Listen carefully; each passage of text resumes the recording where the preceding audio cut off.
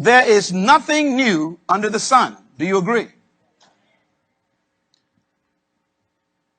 As I pondered my presentation tonight, I thought about a thought.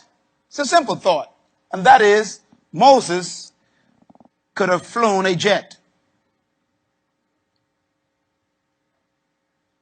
Moses could have made a computer. Moses could have flown a helicopter. How do I know this? Because everything to build a jet and fly it was here in Moses' day. Nothing new. Why could not Moses fly a jet? Why could not Joshua build a computer? Not because the material was not present. Because there's nothing new under the sun. Therefore, my third statement must be written down. I advise you to write it down. It'll help you. And that is, everything man made is a combination of old things. Innovation, therefore, has nothing to do with new things. All the Wright brothers did that Moses didn't do was they combined the things that Moses had in different ways. In other words, I am challenging you tonight with the fact that everything we need to change our world and our countries and our businesses and our communities exists in your community now. God is creating no new material.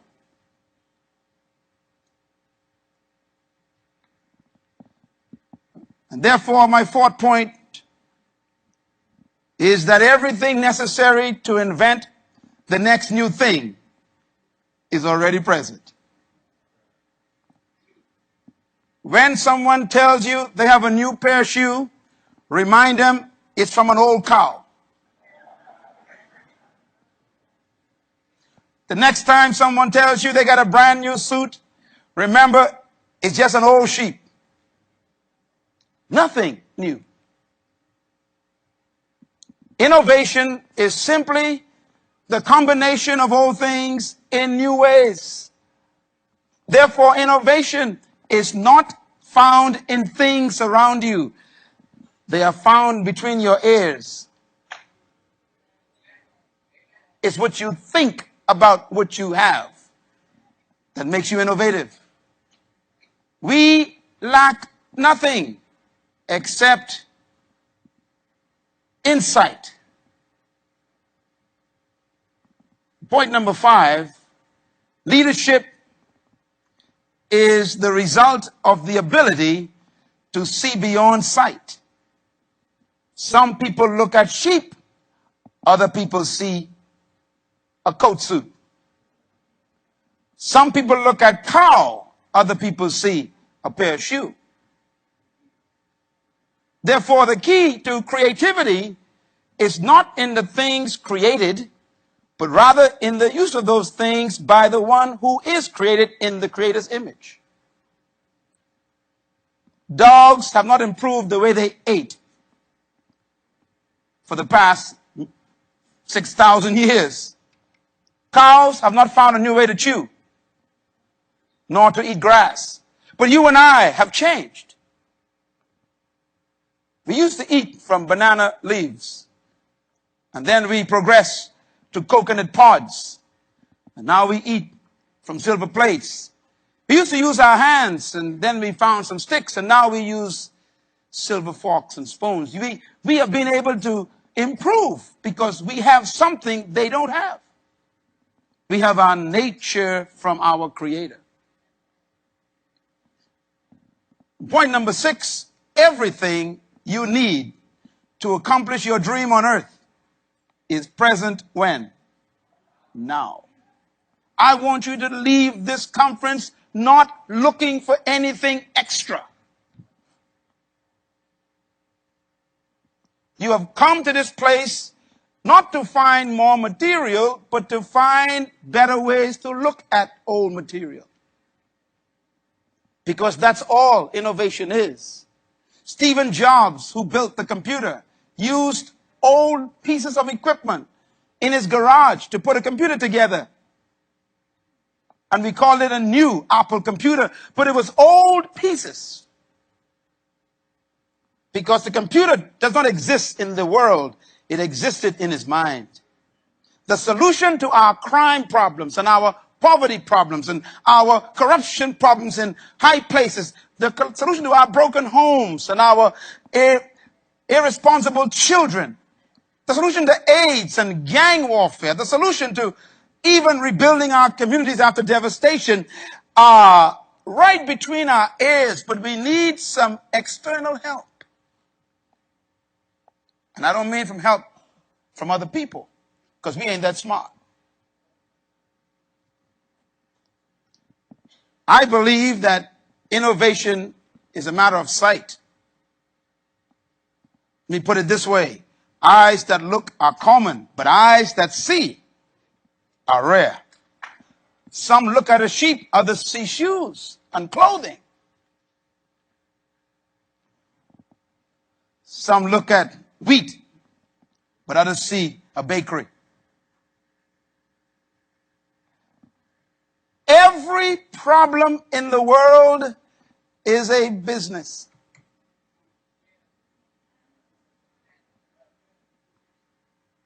The secret to success is being able to see and not just look. That's why all true leaders strive on vision. Vision is the capacity to see beyond your eyes, because eyes just look, but vision sees. We need visionary leaders who could look at a dilapidated community destroyed by drug-infested drug dealers and to see a community that is different and be able to have the wisdom to navigate through the opposing forces and build a new place. I was downtown Baltimore not too long ago in a beautiful harbor. And I was shocked when my host took me on a tour around the area, and we ate there, and he said, this place used to be a slum. And somebody saw this. It was a beautiful place. Well, why go to Baltimore? There was an island in the Bahamas where I grew up, not too far from the island, right across from my land here. It was called Hog Island. It's where the hogs were. It's where the wild dogs were. It was the garbage dump of our country. We would take dump from the mainland here and dump on that island. It was our garbage dump. It was called Hog Island, Pig Island. Today, Atlantis is on it. How do you move from hogs to Atlantis? Somebody looked at hog and saw Atlantis. You see, innovation is not what's there, it's how you see.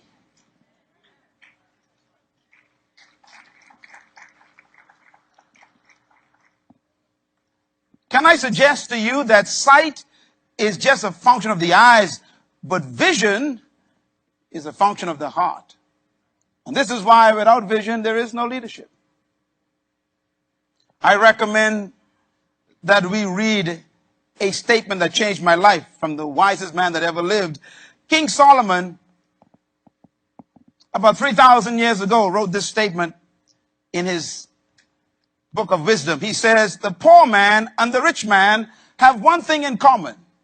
The Lord gave both of them sight to the eyes. In other words, God made people, some become rich, some become poor, depending on how they use their eyes. There is no such thing as a problem to God. All there is in the world is opportunity to use your eyes. Innovation demands that you see differently, and you see in different combinations. I suggest also that innovation has to be understood. Here are a couple of thoughts about it. Number one, innovation is the capacity to create new approaches and concepts to deal with old and new challenges. Innovation is the ability to perceive or to see possibilities in the contribution or the combinations of the old and new. In other words, if you keep looking for new things, you'll miss innovation. Start looking at old things in a new way.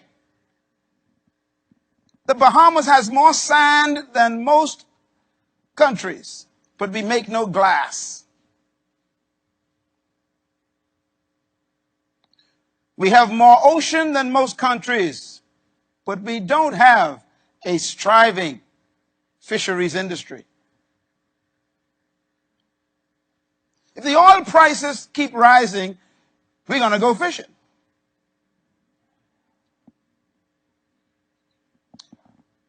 I was in a country last week speaking on leadership creativity. And I shared some thoughts also on that in our session on Sunday morning here in the Bahamas. And I reminded the people that the true wealth of the world is under the earth. And those who have the innovative ability to go under the earth will always be the wealthiest. Oil is under the earth. Diamonds are under the earth. Resin is under the earth. Bauxite, gold, silver, fish.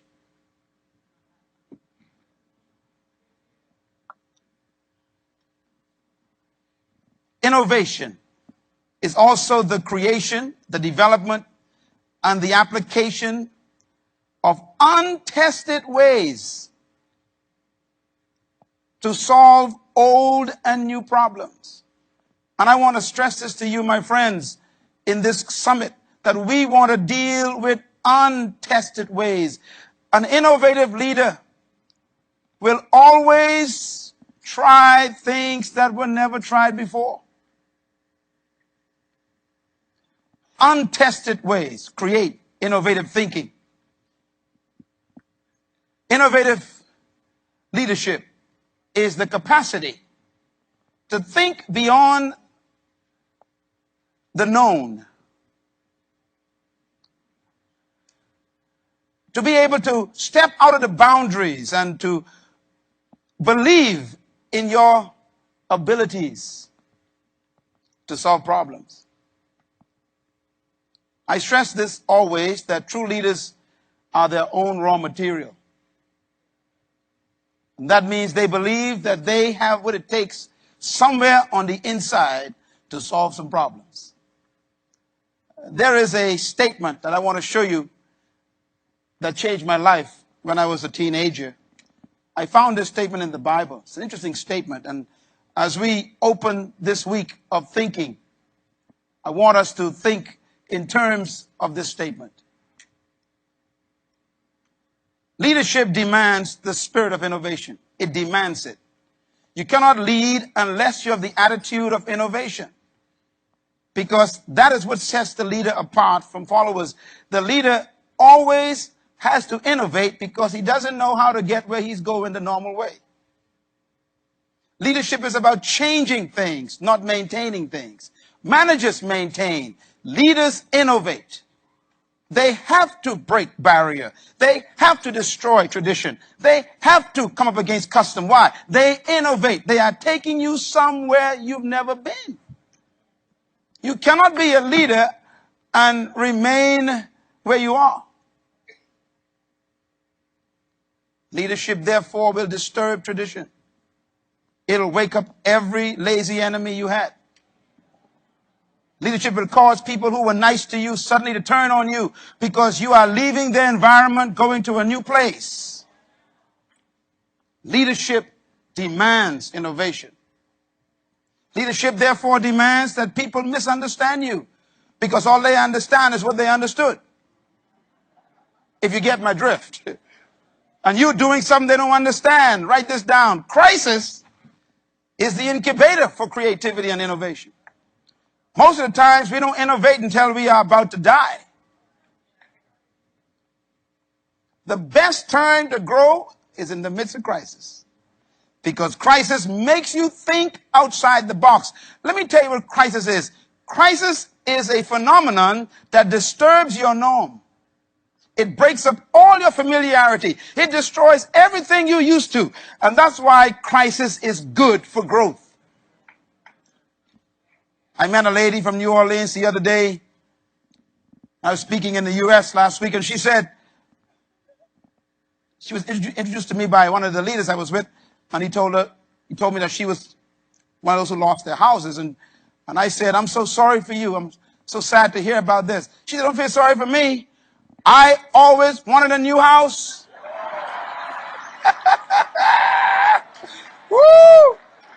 She said, and I had no money to pay for it. Now the government buying me a new house. She said, thank God for Katrina. Now, you got to understand this lady. She probably was weeping during the storm. But now she is dancing after the storm. See, crisis can change your life for the better. When crime is growing, then it's telling you that your police department needs changing. Oh, I gave you a deep one just now. If drugs is increasing, that means your program for drug interdiction ain't working. See, crisis is good. It makes you innovate. I believe that the greatest spawning of new ideas was September 11th. Matter of fact, 2 days after it took place, I started looking for a company that was going to build the machines that you walk through to check you out. Because I wanted to buy some shares right away. Because I knew this is big business. What you call trouble is big business. Crisis is the way we grow most of the time. Some of you didn't lose weight until the doctor says you're about to die. Come on, talk to me. I mean, you never believe you can stop eating macaroni and cheese until the doctor said, look, your cholesterol is about to kill you. All of a sudden, you hate macaroni and cheese. Crisis can change your life. So don't despair when there are problems. That's the time to start thinking, dreaming. The essence of leadership is innovation because vision demands it. Can I suggest to you that the spirit of innovation is the spirit of true leadership? Because true leaders are always manifested in an innovative attitude. Leaders do not think normal. Secondly, the very nature of leading demands an innovative spirit because leadership takes followers to an undiscovered world of vision. You have to think differently. You have to create new ways. Let me say something to those of you who are disturbed about your leadership and how people treat you. Listen to me. A true leader is always irritating.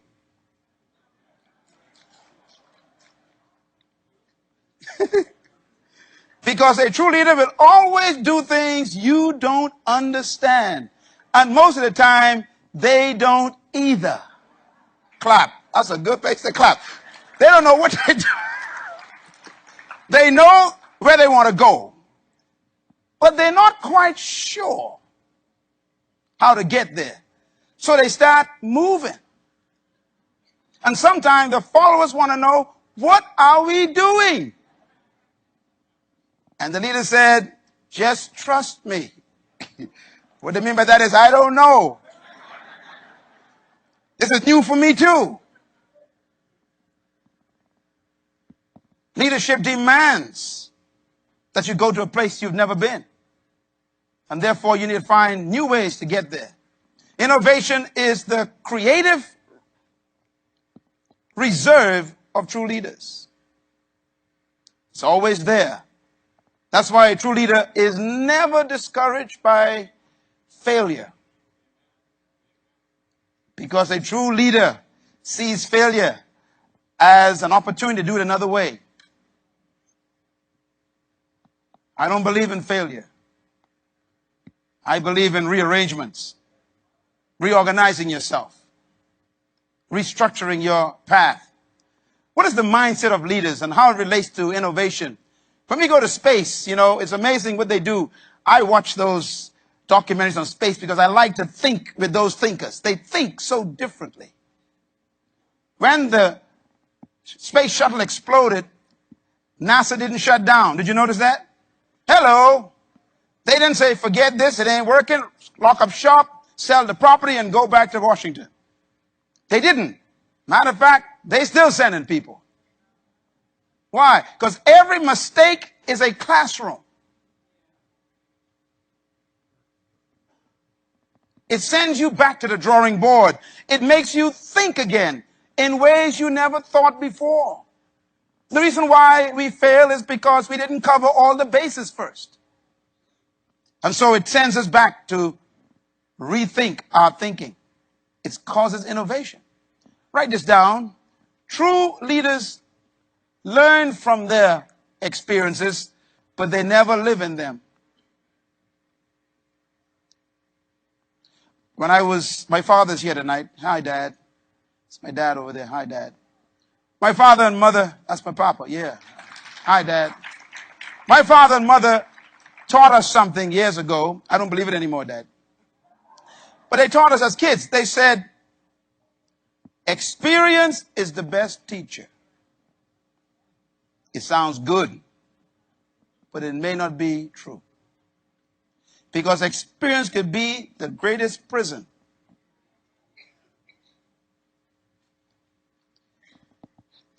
Now, I know what they meant by that, and it makes sense to a degree, because experience will teach you what you shouldn't do.